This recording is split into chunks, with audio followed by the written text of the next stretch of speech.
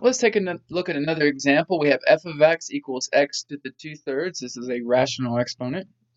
Where is this function concave down? Okay, and where's this function concave up? Those are the two questions we're going to be asking today. Follow the same steps we did in example 1. So remember, the first thing we're going to do is determine the second derivative. We're going to use the power rule here. Derivative of x to the 2/3, move the 2/3 down, subtract 1 from the exponent. 2/3 minus 1 is negative 1/3. So here's our first derivative. Now remember, the first derivative just gives you the slope of the tangent line. Concavity has to do with how these slopes of the tangent lines are changing. So we have to take the derivative again. Another way to think about concavity is kind of abstract is acceleration. And we're going to be looking at problems that deal with velocity and acceleration. Concave up can be thought of as accelerating, and concave down can be thought of as decelerating, like a car. Again, it has to do with the way that tangent lines are changing. So the second derivative will be taking the derivative of the first. So we'll have to move the negative 1/3 down and subtract 1 from the exponent. So it'll be negative 2/9 x to the, it's going to end up being negative 4/3. Okay, so here's our second derivative. That's our first step, again, when finding intervals on concavity. Step 2, determine where the second derivative equals 0. Well, we want to convert our second derivative to a fraction, so make this exponent positive, put it on the bottom. So it'll be negative 2/9x to the 4/3. This will never equal 0 because the top will never equal 0.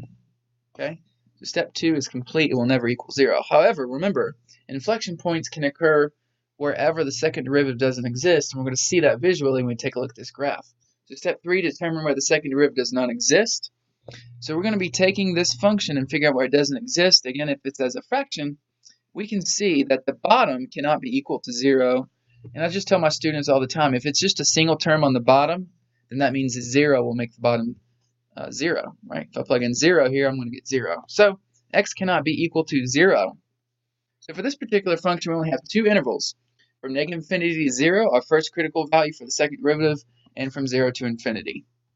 Now we're going to draw our chart like we did before. We're going to have these two intervals. For the first test value, we can just plug in negative 1. That's in between negative infinity and 0. Next, we can plug in 1, which is in between 0 and infinity. Again, we're plugging those into the second derivative to figure out what the concavity might be. So I'm going to plug in negative 1 into this function, and I'm going to get a positive back. Now, why is that? Because I'm going to be taking the cube root of something and raising it to the 4th power on the bottom, right? And so the bottom's going to be positive, the top's going to be positive, but I have a negative out here, right? And so even though the bottom stays positive and the top stays positive, the whole thing will be negative. Same thing if I plug in 1 with the interval between 0 and infinity. I'm going to get positive on top and positive on the bottom, but the whole second derivative is negative, so it stays negative. So check this out. I'm going to get concave down from negative infinity to 0 because I got a negative back, and I'm also going to get concave down from 0 to infinity. So it is possible for concavity not to change at a critical value of the second derivative. Step 6, verbal explanation. The function is concave down on the intervals negative infinity to 0 and 0 to infinity because the second derivative is always negative on those intervals.